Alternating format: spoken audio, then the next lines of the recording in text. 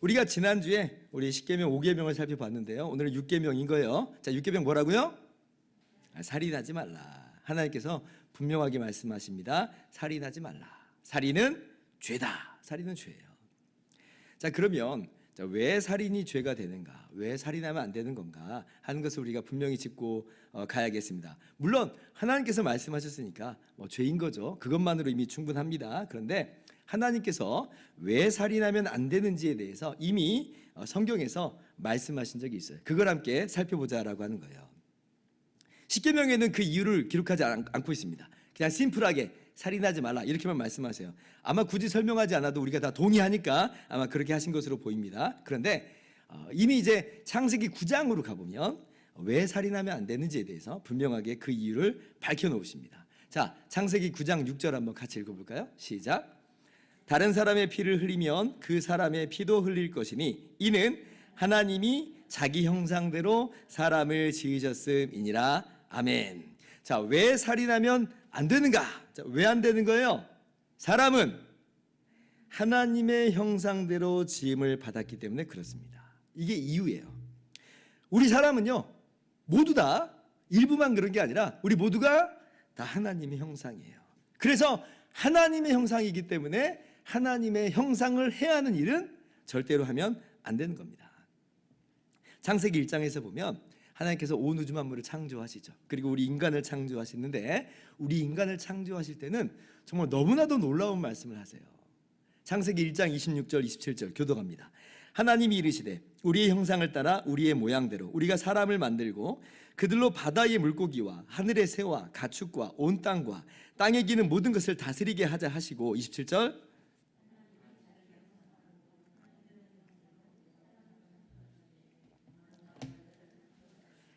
하나님의 형상대로 사람을 창조하시되 우리 사람은요 하나님의 형상대로 만드셨다는 거예요. 여러분 이렇게 하나님의 형상대로 지음받은 존재는 이 온 우주 만물에 오직 유일합니다. 누구만요? 우리 사람만. 우리 사람만 오직 유일하게 하나님의 형상대로 지음받았어요. 정말 엄청난 특권이죠.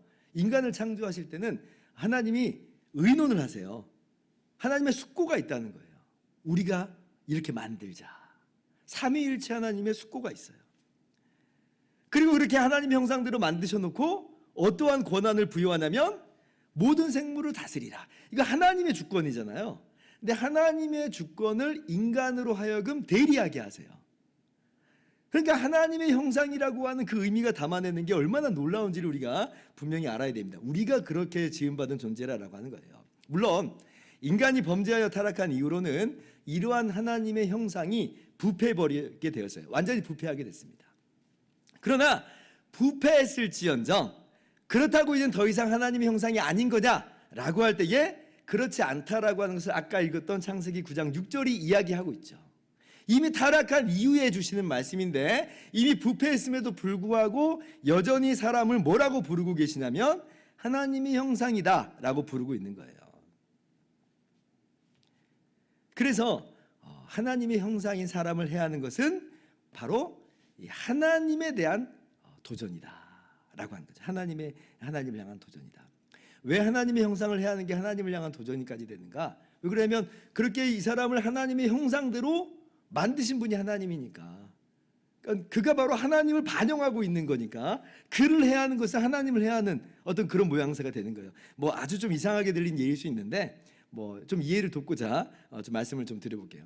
북한에 김씨 왕조가 있죠. 3대를 세습하고 있습니다. 겉으로는 민주주의인데 사실은 왕조를 이룬 정치 세력이에요. 근데 이제 그 3대 이 세습 김씨 왕조가 어떤 일을 해요? 자기 동상 만들어 놓고 자기 그림 만들어 놓고 그거 숭배하게 하잖아요. 일종의 그들의 형상이에요. 제가 예를 든 겁니다. 우리 인간이 하나님의 형상이라고 하는 건 전혀 다른 얘기죠. 우리는 인격적인 존재로서 하나님의 형상인데 그건 이제 그림이고 동상일 뿐이에요. 자, 그런데 그 북한에서 이제 어떤 일이 있게 되냐면 만약에 그 김씨 왕조의 동상을 훼손한다든지 그림을 훼손한다든지 함부로 한다면 그 어떤 일이 벌어진지 아세요? 정치범 수용소로 끌려갑니다. 정치범 수용소로. 심지어 뭐 지도자 사진이 들어간 신문이나 책을 깔고 앉는 행위도 처벌을 받아요. 예전에 그 미국 청년인 오토 원비어라는 청년이 북한에 그렇게 억류됐다가 마침내 고문받고 죽게 된 일이 있었잖아요. 근데 그 이유가 나중에 이제 뭔지 밝혀졌는데, 김정은 사진이 실린 신문을 흙 묻은 신발 쌌다고, 그 신발로 그 신발 쌌다고 해서 이 억류되고 고문받고 결국 죽임 당한 거예요. 제가 좀 극단적인 예를 든 겁니다. 그런데 하나님의 형상이라고 하는 그 의미를 좀 설명드리려고 말씀드린 거예요. 얼마나 우리가 이것을 귀중하게 여겨야 되는지, 귀중하게 생각해야 되는지를 말씀드리려고 정말 엉뚱하지만 이런 예를 들은 겁니다. 우리 인간이 얼마나 중요한 존재인가. 하나님의 형상이라니까요. 하나님이 가만 내버려 두시지 않아요. 하나님께서 하나님의 형상을 해야 한 자를 결코 가볍게 보시지 않는다. 이것이 바로 아까 창세기 9장 6절의 말씀이에요. 왜 하나님께서 근데 타락한 직후에 창세기 3장이나 4장에 그 이야기 안 하시고 왜 9장에서 이야기하셨을까? 좀 의아하긴 하죠. 왜 그럴까? 근데 그건 아마 이유가 있는 것으로 보입니다. 이 창세기 9장 6절은 어떤 배경이냐면 노아 홍수 이후예요. 노아 홍수 직후입니다. 노아 홍수 직후에 하나님께서 노아에게 마치 아담과 하와에게 주셨던 그 명령과도 같이 모든 생물을 다스리라 이렇게 말씀하시면서 한 가지 특징적인 차이를 좀 두시는데, 그 중에 하나가 뭐냐면 육식을 허용하세요. 그 전까지는 그러면 육식이 허용되지 않았다는 걸 우리가 반대로 생각을 해볼 수가 있는데, 근데 아마도 이제 홍수 이후에는 뭐 땅에 아무것도 없잖아요. 그러니까 먹거리가 부족하게 되니까 인간을 위해서 하나님이 배려하시는 것으로 볼 수가 있습니다. 그래서 육식을 허용을 하시는데, 그런데 이제 육식을 하기 위해서는 어때요? 불가피하게 짐승의 피를 흘리는 일이 있잖아요. 짐승의 생명을 끊는 일이 있게 됩니다. 그러니까 수많은 짐승들이 우리의 먹거리를 위해서 이제 죽잖아요. 그러면 이제 거기에 대해서 어떤 일이 벌어질 수 있냐면 생명을 너무나도 쉽게 경시할 수 있는 현상이 발생할 수 있겠다는 거죠. 그러니까 인간은 하나님의 형상이므로 인간은 인간이고 짐승은 짐승으로 정확히 구분을 지을 수 있어야 되는데, 근데 타락한 인간에게는, 아니 하나님을 떠난 인간에게는 아니 인간이나 짐승이나 별반 다르게 느껴지지 않을 수 있단 말이에요. 짐승 죽이듯이 그냥 사람 죽이는 게 뭐가 대수냐라고 쉽게 그냥 인명을 경시할 수 있겠다라고 하는 그런 추측을 우리가 해볼 수가 있죠. 그래서 사람들이요, 이 짐승의 생명을 취하다 보면 사람도 사람의 생명도 쉽게 해칠 수 있기 때문에 아마도 육식을 허용하시면서 동시에 이 창세기 9장 6절 말씀하시는 거예요. 다른 사람의 피를 흘리면 그 사람의 피도 흘릴 것이니 이는 하나님이 자기 형상대로 사람을 지으셨음이니라. 실제로 이러한 인명 경시 현상이 오늘날 우리 사회에 나타나고 있는 것이 사실입니다. 두 가지 방향으로 출현을 하는 것 같은데, 근데 사실 똑같은 방향성은 똑같아요. 똑같은 괴를 갖고 있어요. 첫 번째 어떤 모습이냐면, 인간이나 짐승이나 뭐 다 똑같은 거 아니야? 라고 하면서 인간의 생명을 실제로 경시하는 그런 흐름이 있죠. 아니 무슨 그런 일이 있겠나 이렇게 의아해할 수 있겠지만, 여러분 이것은 논리적인, 무신론이 가지고 있는 논리적인 결론입니다. 하나님이 없다라고 하는 사람에게 있어서 인간이나 짐승이나 무슨 차이가 있어요? 아무런 차이가 없어요. 소위 그들에게 있어서 진화가 더 되었는지 진화가 덜 되었는지 그 정도 차이지, 인간이나 짐승이나 질적인 차이가 없는 거예요. 그래서 인간의 생명이 더 고귀하다? 사실 그들이 더 고귀하다라고 말은 하지만 왜 고귀한지에 대해서는 대답을 못합니다. 그냥 그렇게 여기고 싶은 거죠. 사실 인간의 생명을 그렇게 고귀하게 여기지 않아요. 그러니까 이 나치가 유대인을 학살했었던 홀로코스트 같은 일들도 서슴지 않게 벌어지잖아요. 인간의 이런 살육과 피비린내 나는 전쟁의 현상을 보세요. 어디 생명을 귀하게 여기는 게 있어요? 없잖아요. 앞으로는 뭐 그런 일이 없겠느냐? 아니 그 공상과학 영화 같은 데 보면 가끔 이런 영화 나오더라고요. 복제 인간을 만들어 놓는데 왜 만들어 놓냐면 장기를 추출하려고. 그래서 원래 그 복제 인간의 원 인간이 영생을 하려고 장기 추출하기 위해서 복제 인간을 만들어 놓고 장기 추출하고 난 다음에 그 이제 장기 추출했으니까 폐기시켜 버리는 거예요. 죽이는 거예요. 그런 영화가 예측된다는 거잖아요. 인류 사회 속에서. 그만큼 인간의 생명은 경시되기 쉽다는 겁니다. 이게 우리 오늘날 사회가 가지고 있는 그런 논리적인 결론이라 하는 거죠. 반대로 이런 사람들도 있어요. 인간이나 짐승이나 라고 하면서 대놓고 인간의 생명을 경시하지는 않는데, 근데 이제 짐승을 죽이면 안 된다, 짐승을 우리 먹어서도 안 된다. 이런 사람들 있잖아요. 그러니까 이 짐승을 굉장히 높여주는 거죠. 똑같이 인간이나 짐승이나 고귀한 생명이다. 다 귀하다라고 하는 건데, 근데 이것도 사실 똑같은 거예요. 인간이나 짐승이나 똑같다는 거잖아요. 그러면 짐승은 높였는데 그 말은 뭘 의미하는 거냐면 인간은 하나님의 형상의 자리에서 짐승처럼 낮아진 거예요. 낮아진 거예요. 유일한 하나님의 형상됨, 이거 없어진 겁니다. 그러니까 결국 똑같아요. 인간이나 짐승이나 가치의 경중을 매길 수 있을까요? 못하는 거예요. 정말 중요한 선택의 기로에 오면 뭘 구할까? 한번 생각해 보세요. 예를 들어서 불이 났어요. 근데 불난 집에 지금 내가 모르는 사람이 있고 내가 정말 끔찍이 여기는 나의 애완동물이 있다고 생각을 해보세요. 시간이 부족합니다. 둘 중에 하나만 구해야 돼요. 나는 어느 쪽을 구할 것인가? 우린 당연히 인간을 구해야 된다고 생각하지만 어쩌면 이제는 애완동물 들고 나오는 그런 일이 있을 수도 있습니다. 충분히 그럴 수 있죠. 아우 설마 그런 일이 있겠어요? 라고 얘기하시는 분이 있겠는데, 예전에 해외 토픽 보니까 이런 기사를 봤어요. 미국에서 어떤 사람이 고양이하고 대치 중이었습니다. 뭐 길고양이였는지 모르겠어요. 근데 지나가던 어떤 사람이 그 고양이를 학대하지 말라고 하면서 차로 그 사람을 치어버렸어요. 고양이하고 사람하고 지금 대치 중인데 그 사람이 설사 고양이를 학대하고 있다고 해서, 근데 그 사람을 차로 치어버렸다니까요. 그래서 그 사람이 차로 치여서 직사합니다. 이게 해외 토픽에 나온 거예요. 그 여성 보고 왜 그러냐고 물어보니까 고양이를 살리기 위해서. 기가 막힌 일이 벌어지는 거죠. 짐승의 생명 소중합니다. 성경에서도 분명히 소중하게 다루라고 말씀해요. 그러나 그 어떤 짐승도 인간이 가지고 있는 질적인 위치, 즉 하나님의 형상이라고 하는 가치에는 도달할 수가 없어요. 본질적인 차이가 있어요. 뭐 인간 자체가 더 우월하다는 얘기가 아니라 하나님이 인간을 하나님의 형상대로 창조하셨다라고 하는 거예요. 그래서 짐승의 생명 너무나 중요하지만 지나치면 안 되는 거예요. 지나치면 안 돼요. 그래서 인간에게 육식을 허용하시는 하나님의 자비로운 은혜가 있음을 망각해서는 안 되고, 무엇보다도 인간의 유일한 하나님의 형상됨을 희석하면 안 된다라고 하는 겁니다. 그래서 혹시나 우리 중에도 뭐 채식을 하시는 분들이 있을지 모르겠어요. 난 채식주의자야. 예, 괜찮습니다. 근데 개인적인 취향으로 나는 채식을 하겠습니다 라고 해야지, 마치 그것이 진리요 정인 것처럼 이렇게 나와버리면 그 문제는 간단한 문제는 아니게 되는 겁니다. 자, 요약하자면 제가 무슨 말씀을 드리고 싶은 거냐면, 인간은 뭐다? 하나님의 형상으로서 고유한 유일한 존재라고 하는 거예요. 그렇기 때문에 하나님은 살인을 금지한다는 겁니다. 강력하게 금지하세요. 세상적인 어떤 이야기와 논리로서가 아니라 성경적인 그런 가치로서 분명하게 우리에게 요구하고 계세요. 하나님께서는 우리 인간들이 비록 범죄하고 타락했지만 그러나 여전히 하나님의 형상으로서 존귀하게 대우하신다는 걸 기억해야 돼요. 그러므로 우리는 하나님을 경외하는 사람들이기 때문에 정말로 하나님의 형상인 우리 인간들을 존귀하게 대해 주어야 됩니다. 이것이 살인하지 말라라고 하는 그 말씀 속에 담겨 있는 내용이에요. 자, 그러면 이제 또 여러분 안에 좀 궁금한 마음이 좀 들 수 있겠어요. 그러면 사형 집행은 어떻게 되는 겁니까? 그럼 사형 집행도 하면 안 되는 겁니까? 그 누구도 다른 사람의 생명을 빼앗을 권리가 없는 겁니까? 이런 이제 궁금함이 좀 들잖아요. 그러니까 우리 인간은 꼭 지나친 게 문제입니다. 아까 짐승의 생명 귀중히 여겨야 되는데 지나쳐 버리니까 사람하고 똑같이 가버리는 거고, 이것도 똑같아요. 사형 집행하면 안 되는 건가 보네요 라고도 지나치게 해서 사형을 또 금지하는 쪽으로 간 사람들이 있어요.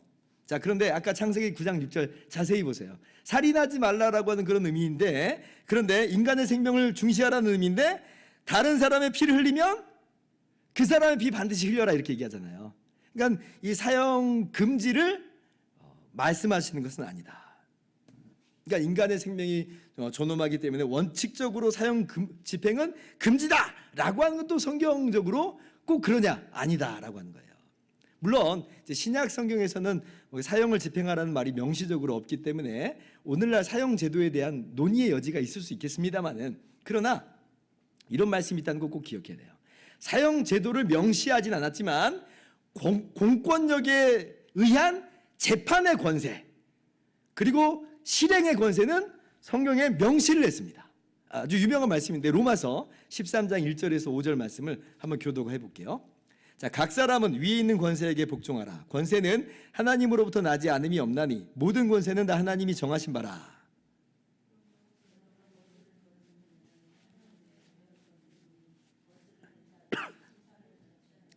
다스리는 자들은 선한 일에 대하여 두려움이 되지 않고 악한 일에 대하여 되나니 내가 권세를 두려워하지 아니하려느냐. 선을 행하라. 그리하면 그에게 칭찬을 받으리라.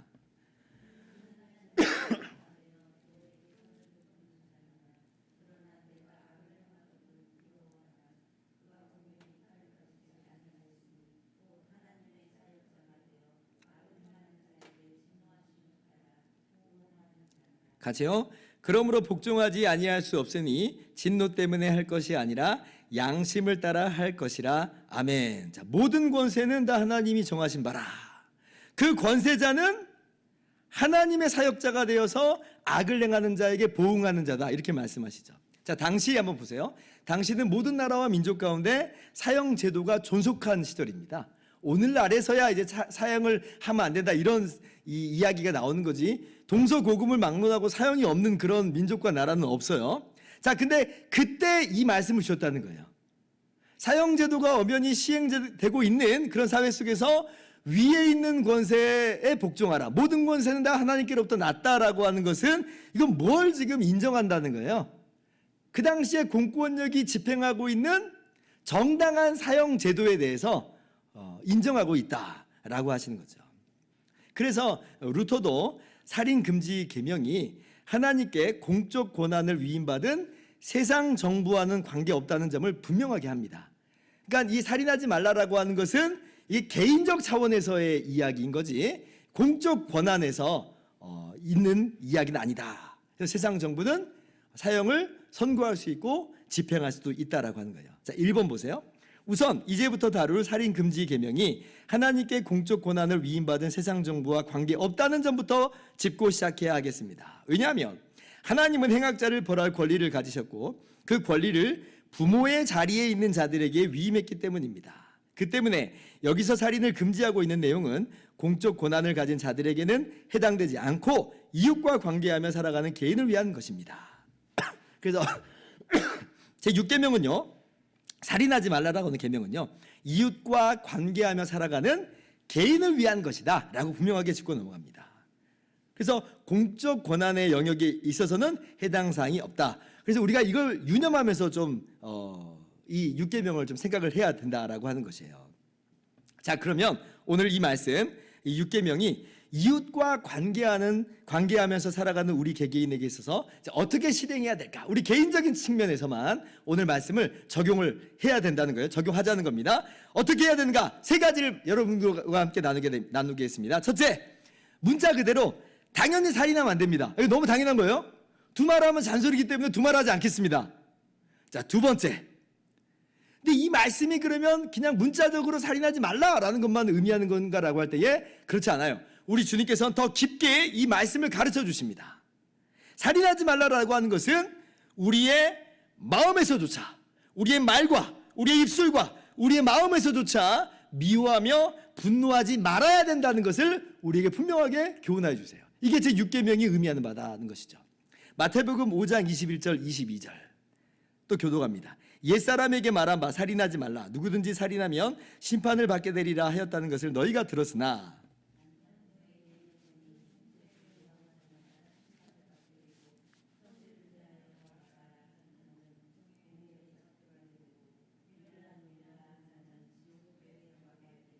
아멘. 우리 예수님께서 우리에게 주신 말씀이에요. 살인만 안 하면 되는 것이다. 이렇게 말씀하시지 않죠? 그건 기본이에요. 우리에게 또 뭘 요구하시는가?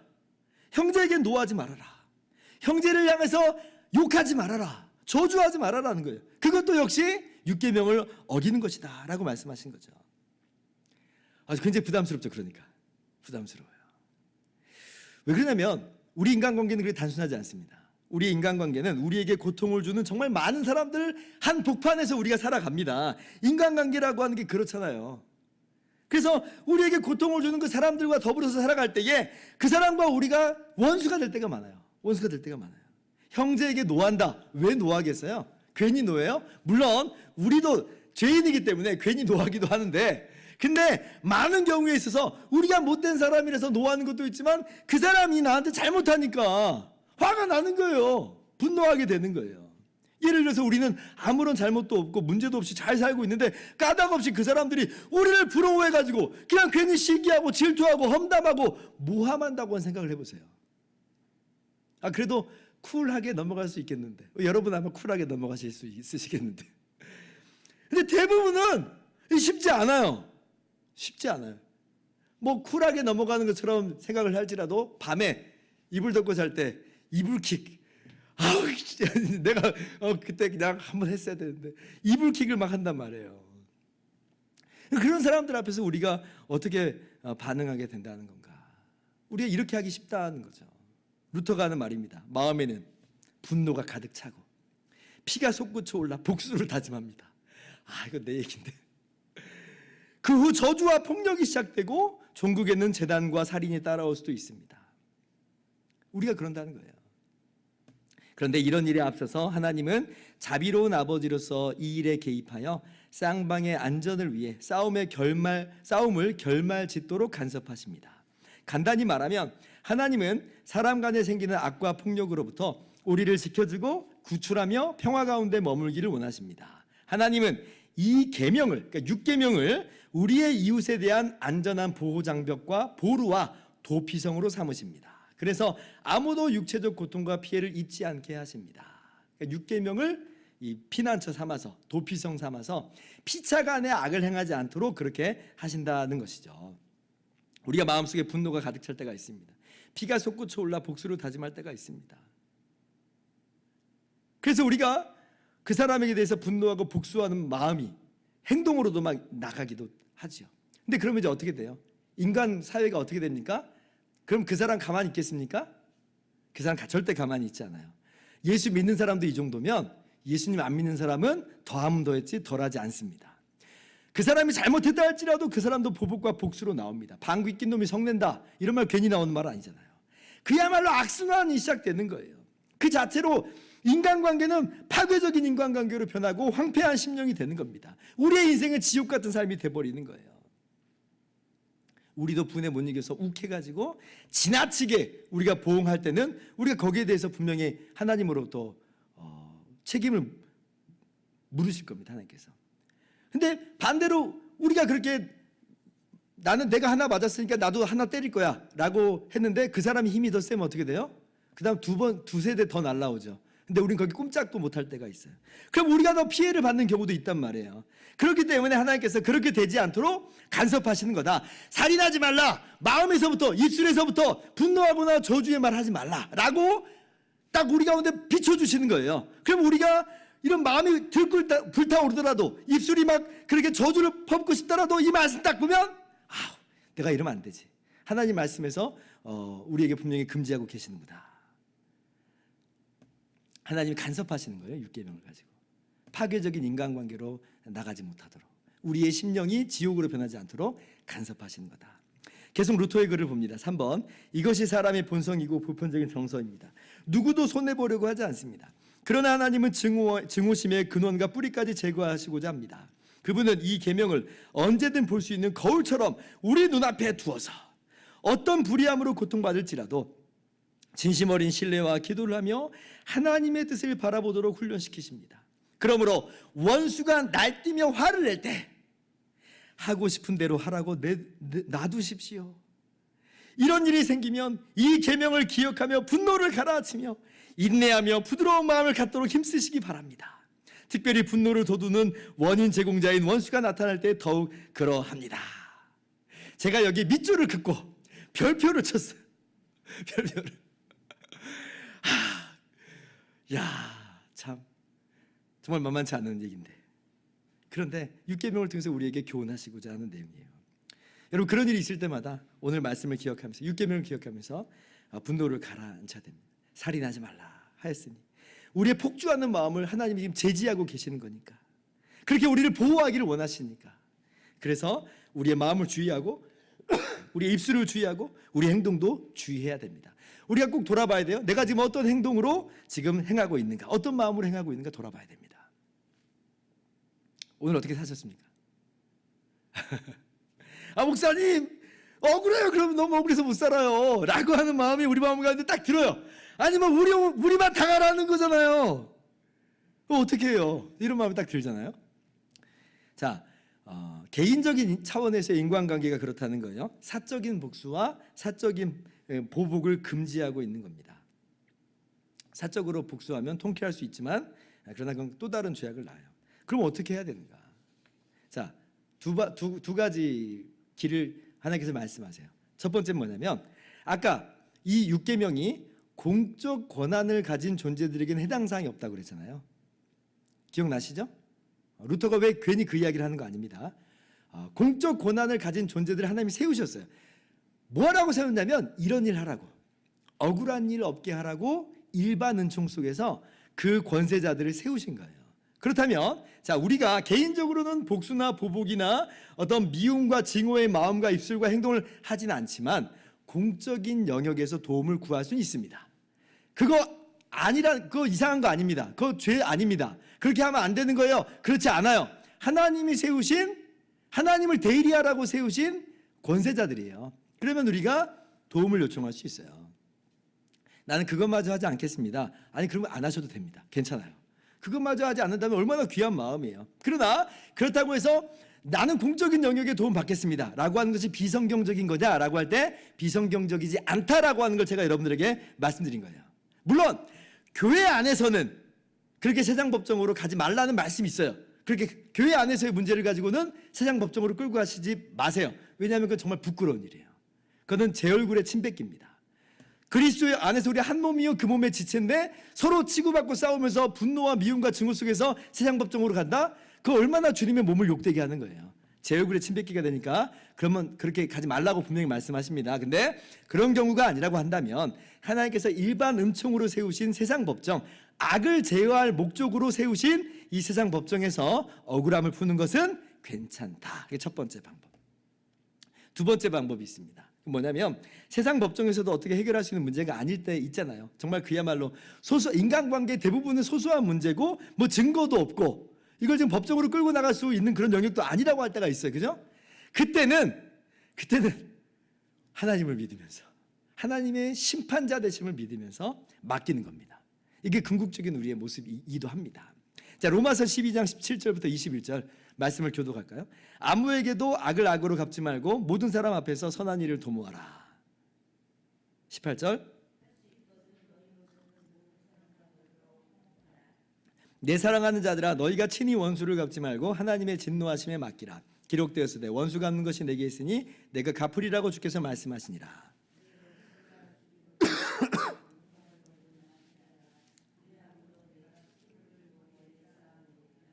같이요. 악에게 짓지 말고 선으로 악을 이기라. 자, 말씀 보세요. 할 수 있거든 화목하라. 친히 원수 갚지 말고 하나님의 진노하심에 맡기라. 악으로 갚지 말라 말씀하세요. 왜요? 왜 그렇게 우리가 할 수 있다는 거예요? 하나님이 책임지신다. 하나님이 원수 갚는 것이 내게 있으니 내가 갚아줄게 라고 말씀하시잖아요. 그러니까 억울하지만 너무 억울해하지 말라는 거예요. 억울하지만 살인하지 말라는 거죠. 그리고 이제 그 다음에 하신 말씀이 아까 로마서 13장 1절 공적 권세에 대한 내용이에요. 너무 억울한 일이 있을 때 공적 권세로 끌고 가는 것은 또 괜찮다라고 하는 것은 넌지시 말씀하시는 것으로 보이죠. 아무튼 궁극적인 건 뭐냐? 하나님께서 심판자 되십니다. 하나님께서 원수를 갚아주시니까 그러니까 우리가 그러한 하나님의 공의로운 심판과 하나님의 진노에 맡겨야 된다는 거예요. 오히려 우리가 나가는 것은 뭐냐면 악을 악으로 갚는 것이 아니라 선으로 악을 이기는 것, 이것이 우리의 마땅한 모습이다. 할 수 있거든이니까 너무 힘들어서 나는 선으로까지는 안 되겠습니다 라고 하면 최소한 악으로 악을 갚지는 않으실 수 있기를 주님의 이름으로 축원합니다. 네, 이렇게 우리가 적용을 하는 거예요. 세 번째, 이 6계명을 세 번째 적용하는 것은 이겁니다. 루터가 세 번째 적용을 이렇게 적용해요. 4번인데 같이 한번 읽어볼까요? 시작. 이 계명은 단순히 악행을 금하라는 뜻만 가르치지 않습니다. 더 나아가 이웃에게 선을 행하지 않아 미리 구하지 못하여 고통과 피해를 입게 되는 것까지 포함됩니다. 예를 들어 당신이 옷을 입힐 수 있는 형편인데도 헐벗은 자를 그대로 두면 당신은 그를 얼어 죽게 버려둔 것입니다. 마찬가지로 죽음에 직면한 자들이나 그런 위급한 순간에 처한 사람들을 보거나 또는 구할 방법을 알고 있는데도 구하지 않았다면 당신은 살인한 것입니다. 이런 경우에 말로나 행동으로도 죽음을 방조한 일이 없다고 변명할지라도 아무 소용이 없습니다. 자, 세 번째 적용 어떤 거예요? 적극적으로 생명을 살리라는 겁니다. 도우라는 거예요. 왜 그래요? 저 죽어가는 사람이 누구예요? 하나님의 형상이잖아요. 저 죽어가는 사람도 마찬가지로 하나님의 형상이니까 살려내야죠. 그래서 루터는요, 평생 수도원에 자기를 스스로 가두어 가지고 살아가는 그 수도사보다 매일매일 치열한 삶의 현장에서 살아가는 평범한 우리들이 진짜 더 수도사다 이렇게 얘기해요. 정말 더 거룩한 존재들이다 말하는 거죠. 중세 수도사들이 어때요? 정말 경건한 것처럼 보이죠. 다른 사람들이 볼 때 와 우러러 보이는 그런 모습이기도 합니다만은 실제로는 그렇지 않아요. 왜냐하면 수도원에서는 이런 인간관계 속에서 선을 행하는 일, 생명을 살리는 일 없잖아요. 진짜 수도는 어디서 하는 거냐면 세상에서 하는 거예요. 세상에서 부대끼면서 막 치열하게 살면서 거기서 우리가 주님의 거룩을 나타내는 것, 구별된 모습을 나타내는 모습이 진짜 수도사예요. 그런 의미에서 저보다 여러분이 훨씬 더 훌륭한 사람들입니다. 저는 목사니까 교회 안에서만 있어요. 물론 교회 안에서도 많은 갈등 관계가 있지만 그러나 세상만큼은 아니잖아요. 세상은 그야말로 정글이거든요. 내가 이렇게까지 해야 되나 마음이 번뜩번뜩 들거든요. 근데 그렇게 살아가는 여러분들이 진짜 수도사라는 거예요. 정말 하나님께서 귀하게 여기신다. 6계명을 진짜 실천하고 있는 거예요, 여러분은. 하나님께서 더 큰 상급으로 여러분들에게 허락하여 주실 줄을 믿습니다. 자, 조금 길지만 우리 주님께서 말씀하신 천국 비유를 한번 들어봅시다. 마태복음 25장 34절부터 40절 교독합시다. 그때의 임금이 그 오른편에 있는 자들에게 이르시되 내 아버지께 복받을 자들이여 나와 창세로부터 너희를 위하여 예비된 나라를 상속받으라.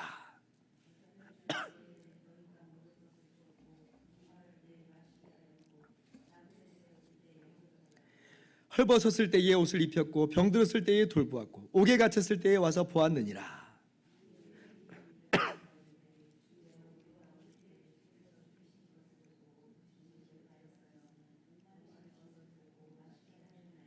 어느 때에 나그네 되신 것을 보고 영접하였으며 헐벗으신 것을 보고 옷 입혔나이까.